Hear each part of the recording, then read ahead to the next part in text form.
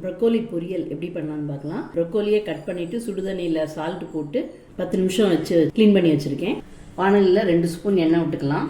ஒரு பெரிய வெங்காயம் கட் பண்ணி வச்சுருக்கேன், அதை போட்டுக்கலாம். 3 பல் பூண்டு தட்டி வச்சுருக்கேன், அதையும் சேர்த்துக்கலாம். நல்லா வதக்கிக்கலாம். பூண்டு வெங்காயம் வதங்கியாச்சு. இப்போ ப்ரொக்கோலியை போட்டுடலாம். இதெல்லாம் சேர்த்து வதக்கி விட்டுடலாம். வேகிறதுக்கு 1/4 டம்ளர் தண்ணி ஊற்றிக்கலாம். நல்லா மிக்ஸ் பண்ணி விட்டுடலாம். இப்போ ஒரு மூடி போட்டு மூடி வச்சிடலாம். அது வேகட்டும், வெந்ததுக்கப்புறம் பார்க்கலாம். வெந்துருச்சான்னு பார்க்கலாம். நல்லா வெந்தாச்சு. 1/2 ஸ்பூன் மிளகுத்தூள் போட்டுக்கலாம்.